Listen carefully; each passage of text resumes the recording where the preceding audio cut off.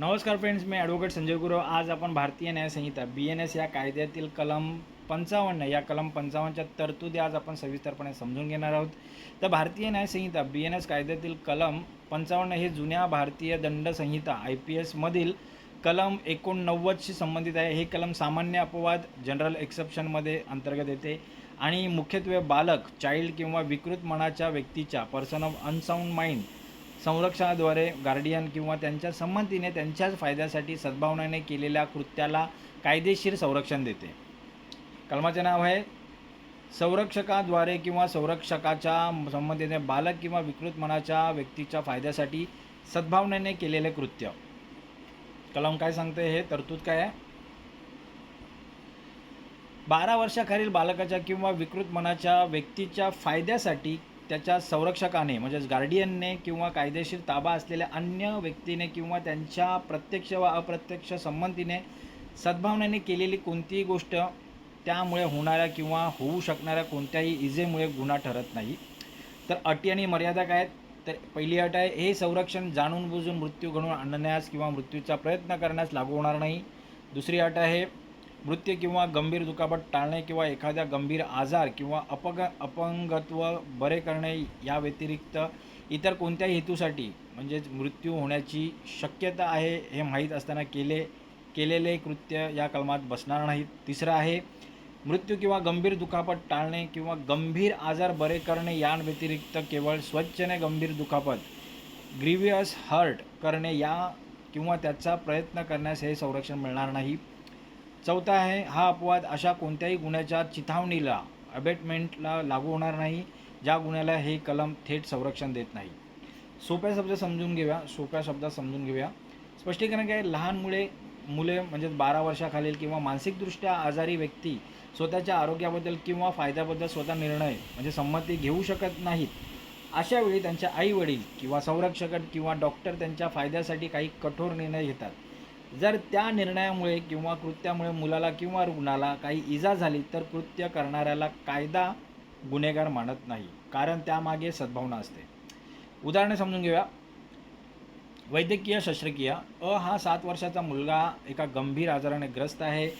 त्याचा जीव वाचवण्यासाठी डॉक्टरांनी तातडीने त्याचे ऑपरेशन करणे गरजेचे आहे. चे आई वडील संरक्षक या शस्त्रक्रियेसाठी संमती देतात. शस्त्रक्रियेदरम्यान मुलाला वेदना होतात किंवा दुर्दैवाने त्याचा मृत्यू होतो. येथे डॉक्टर किंवा आईवडिलांवर गुन्हेगारी खटला चालवला जाऊ शकत नाही, कारण हे कृत्य सद्भावनेने मुलाच्या फायद्यासाठी केले गेले होते. उदाहरण 2, मर्यादेचे उदाहरण. एका मुलाने चोरी केली म्हणून त्याच्या आईवडिलांनी त्याला सुधारवण्याच्या नावाखाली इतके बेदम मारले की त्याचा हात फ्रॅक्चर झाला, गंभीर दुखापत झाली. येथे वडिलांना कलम 55चे संरक्षण मिळणार नाही, कारण गंभीर दुखापत करणे हे कोणत्याही आजारातून बरे करण्यासाठी किंवा जीव वाचवण्यासाठी नव्हते. आता हे कलम का बरं अस्तित्वात आलेलं आहे? बालक आणि मनोरुग्ण हे समाजातील अगतिक घटक आहेत. ते स्वतःचे हित समजू शकत नसल्याने त्यांच्या वतीने निर्णय घेण्याचा अधिकार त्यांच्या संरक्षकांना गार्डियन्सला असणे आवश्यक आहे. जर मुलाला कडू औषध पाजणे, लस टोचणे किंवा शस्त्रक्रिया करणे यांसारख्या आवश्यक गोष्टींना इजा मानून शिक्षेची भीती ठेवली तर संरक्षकांना त्यांचे संगोपन करणे कठीण होईल. पालकांना आणि डॉक्टरांना कायदेशीर संरक्षण देण्यासाठी हे कलम अस्तित्वात आलेले आहे. आता कलमाचे महत्त्व आणि उद्देश काय? अज्ञान आणि असहाय्य व्यक्तींचे हित, निर्णय घेण्यास अक्षम असलेल्या व्यक्तींच्या हिताचे रक्षण करणे, पालक आणि संरक्षकांचे कायदेशीर हक्कवच, सद्भावनेने घेतलेल्या धाडसी किंवा कठीण निर्णयांना गुन्हेगारीच्या कक्षेबाहेर ठेवणे. मर्यादा निश्चित. पालकांच्या अधिकारांना अमर्याद न ठेवता त्यावर प्रोव्हिसोस अटीच्या माध्यमातून नियंत्रण ठेवणे, जेणेकरून बालकांवर अत्याचार होणार नाहीत. आता या कलमासंबंधित असलेली लॅटिन मॅगझिन कोणती आहे? तर पॅरेंट्स पॅट्रियस. राज्याची पालकत्वाची भूमिका. राज्य हे बालकांच्या आणि असहाय्यांचे अंतिम रक्षणकर्ता असते, त्यामुळे ते संरक्षकांना अमर्यादित अधिकार देते. Volenti non fit injuria. संमतीचा सिद्धांत. येथे संमती पीडित व्यक्तीशी नसून तिच्या कायदेशीर संरक्षकांची प्रॉक्सी कॉन्सेंट गृहीत धरली जाते. आता कलमाचे उल्लंघन, शिक्षा आणि उपाय समजून घेऊया. उल्लंघन कसे होते? तर जर संरक्षकांनी डॉक्टरांनी फायद्याच्या नावाखाली मुलाचा छळ केला, त्याला जाणीवपूर्वक गंभीर दुखापत केली किंवा असा धोका पत्करला ज्यामुळे मृत्यू निश्चित होता आणि तो जीव वाचवण्यासाठी नव्हता, तर या कलमांचे उल्लंघन होते. शिक्षा काय? तर अशासाठी शिक्षा काय होऊ शकते उल्लंघनासाठी? ते उल्लंघन झाल्यास कृत्य करणाऱ्यावर मूळ गुन्ह्यानुसार उदाहरणार्थ सदोष मनुष्यवध, बालकांचे लैंगिक अपराधांपासून संरक्षण कायदा पोक्सो किंवा दुखापत करणे BNSच्या संबंधित कलमांनुसार कठोर कारवाई होते. उपाय काय आहेत? शेजारी, नातेवाईक किंवा बाल हक्क संघटना अशा अत्याचारांविरुद्ध पोलिसांत किंवा बाल कल्याण समितीकडे, चाइल्ड वेलफेअर कमिटीकडे तक्रार करू शकतात. आता न्यायालयीन प्रकरणांनी निर्णय समजूया. सर्वोच्च न्यायालयाचा दृष्टिकोन. विविध प्रकरणांमध्ये न्यायालयांनी स्पष्ट केले आहे की मुलांचे संगोपन करताना पालकांनी केलेले सामान्य प्रमाणातील शारीरिक शासन रिझनेबल चॅस्टिसमेंट हे गुन्ह्यात मोडत नाही, परंतु जर हे शासन क्रूरतेच्या पातळीवर गेले तर न्यायालय कलम 55 चे संरक्षण नाकारते. सद्भावना ही केवळ शब्दात नसून कृतीतून आणि वैद्यकीय गरजेतून सिद्ध व्हावी लागते. आता या कलमासंबंधित असलेले संविधानिक कलमे आणि इतर कायदे बघूया. भारतीय संविधानातील अनुच्छेद 21 बालकांचा आणि मनोरुग्णांचा सन्मानाने व सुरक्षित जगण्याचा अधिकार. भारतीय संविधानातील अनुच्छेद 39E आणि F बालकांचे बालपण सुरक्षित राहून त्यांचा गैरवापर होणार नाही याची खात्री करणे.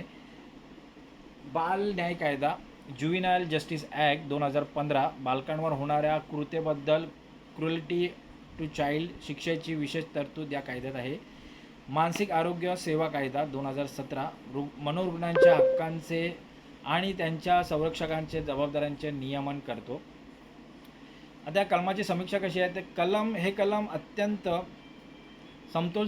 समतोल आहे, कारण ते एका बाजूला पालकांना आणि डॉक्टरांना निर्णय घेण्याचे स्वातंत्र्य देते, तर दुसऱ्या बाजूला चार कडक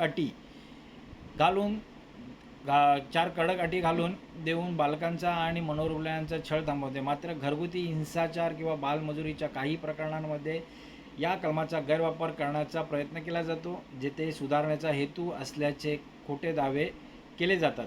त्यामुळे न्यायालय प्रत्येक प्रकरणातील वस्तुस्थिती काळजीपूर्वक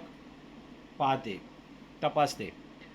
निष्कर्ष काय काढता येईल कलमाचा? तर BNSचे कलम 55 हे कौटुंबिक वैद्यकीय व्यवस्थेला सुचारू स्वरूपात चालवण्यासाठी आवश्यक असलेले कायदेशीर साधन आहे. हे स्पष्ट करते की जे स्वतःचे रक्षण किंवा संमती देण्यास असमर्थ आहेत त्यांच्या वतीने घेतलेले सद्भावनाचे निर्णय कायदा मान्य करतो. थोडक्यात बालकाच्या किंवा मनोरुग्णांच्या कल्याणासाठी केलेली आणि संरक्षकाने संमती दिलेली वेदनादायी कृत्य ही गुन्हा ठरत नाही, जोपर्यंत त्यामागे क्रूरता किंवा हत्येचा हेतू नसेल.